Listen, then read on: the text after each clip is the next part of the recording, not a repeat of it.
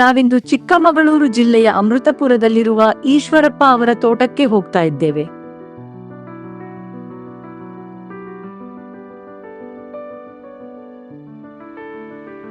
ನಾವು ಎಎಸ್ ಈಶ್ವರಪ್ಪ ಅಮೃತಾಪುರ ವಾಸ. ಈ ಫಾರಂ ಅನ್ನ 8 ವರ್ಷದಿಂದ ಸತತವಾಗಿ ಅಭಿವೃದ್ಧಿಪಡಿಸ್ತಾ ಬಂದಿದ್ದೇವೆ. ಈ ಕೃಷಿ ಅಗ್ರಿ ಟೂರಿಸಂ ಸೆಂಟರ್ ಮಾಡಬೇಕು ಅನ್ನೋ ಒಂದು ಉತ್ಸುಕತೆಯಿಂದ ಮಾಡಿದಂಥ ಒಂದು ಯೋಜನೆ. ಇವತ್ತು 108 ಜಾತಿ ಗಿಡಮರಗಳನ್ನ ಈ ನಮ್ಮ ತೋಟದಲ್ಲಿ ಎಲ್ಲ ಬೆಳೆದಿದೆ.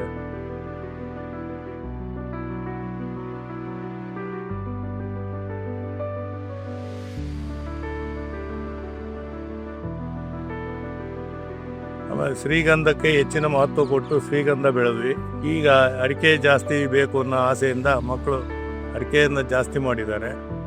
ಈ ರೀತಿಯಾಗಿ ಆಮೇಲೆ ಇನ್ನು ಮೆಡಿಸಿನ್ ಪ್ಲ್ಯಾಂಟೇಷನ್ಗಳು ಎಲ್ಲ ಸೇರಿ ಸುಮಾರು 80 ಜಾತಿ ಗಿಡಗಳು ಇದ್ದಾವೆ ನಮ್ಮ ಇದರಲ್ಲಿ. 5 ಎಕರೆ ಪ್ಲ್ಯಾಟ್ ಇದು. ಶ್ರೀಗಂಧದ ಮರ 5 ವರ್ಷದ ಮರ ಇದೆ. ಈ ರೀತಿಯಾದ ಒಂದು 500 ಗಿಡ ಇದೆ ನಮ್ಮ ತೋಟದಲ್ಲಿ. ಅದರ ರಕ್ಷಣೆಗೋಸ್ಕರ ಇನ್ನೂ CC ಕ್ಯಾಮ್ರಾ ಮತ್ತು ಇವನ್ನೆಲ್ಲ ಹಾಕ್ತಾಯಿದ್ದೀವಿ. ಬೇಲಿ ಗೀಲಿ ಎಲ್ಲ ಬಂದ್ ಮಾಡ್ತಾಯಿದ್ದೀವಿ.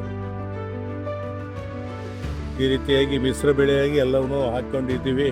ಇದರಿಂದ ಮುಂದೆ ಅನುಕೂಲ ಆಗುತ್ತೆ. ಅದಕ್ಕೆ ಇಳುವರಿನೂ ಬರುತ್ತೆ, ಎಲ್ಲ ಬರ್ತೈತೆ. ಆಮೇಲೆ ಸಾವಯವದಲ್ಲೇ ಜಾಸ್ತಿ ನಾವು ವಿನಿಯೋಗ ಮಾಡ್ತಾಯಿದ್ದೀವಿ. ಈ ಹಲಸಿನ ತಳಿ ಇದು ತಾಯಿ ಹಲಸು ಅಂತೇಳಿ ಇದನ್ನು ಒಳಗೆ ಮಿಶ್ರ ಬೆಳೆಯಾಗಿ ಹಾಕಿದ್ದೀವಿ. ಇದು ತುಂಬ ನಮಗೆ ಲಾಭದಾಯಕ, ರೈತನಿಗೆ ವರದಾನ ಆಗಿದೆ. ಹೀಗೆ ಮಿಶ್ರ ಬೆಳೆಗಳನ್ನು ಬೆಳೆದ ತೋಟವನ್ನು ಸುತ್ತಿ ಎಳನೀರನ್ನು ಕುಡಿದು ಇದೀಗ ಅವರ ಅಡಿಕೆ ಸುಲಿಯುವ ಮಿಷನ್ ನೋಡಲು ಮುಂದಾದೆವು.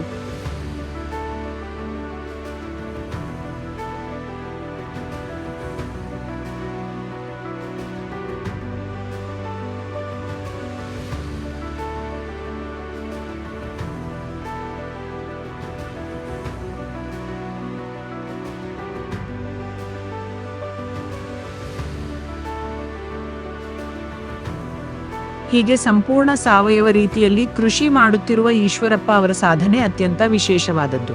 ಇಂತಹ ಮತ್ತಷ್ಟು ಕೃಷಿ ಬದುಕಿನ ಸಾಧನೆಗಳನ್ನು ನಿಮ್ಮೊಂದಿಗೆ ಮುಂದಿನ ವಿಡಿಯೋಗಳಲ್ಲಿ ಹಂಚಿಕೊಳ್ಳುತ್ತೇವೆ. ಈ ವಿಡಿಯೋವನ್ನು ನಿಮ್ಮ ಕೃಷಿ ಬಂಧುಗಳಿಗೆ ಶೇರ್ ಮಾಡಿ, ಲೈಕ್ ಮಾಡಿ, ನಮ್ಮ ಚಾನೆಲ್ಗೆ ಸಬ್ಸ್ಕ್ರೈಬ್ ಮಾಡಿ. ಇನ್ನಷ್ಟು ಹೊಸ ವಿಷಯಗಳೊಂದಿಗೆ ಮುಂದಿನ ವಿಡಿಯೋಗಳಲ್ಲಿ ಮತ್ತೆ ಭೇಟಿಯಾಗೋಣ. ಧನ್ಯವಾದಗಳೊಂದಿಗೆ ಗ್ರಾಮ ಸ್ವರಾಜ್ಯ ಮೀಡಿಯಾ.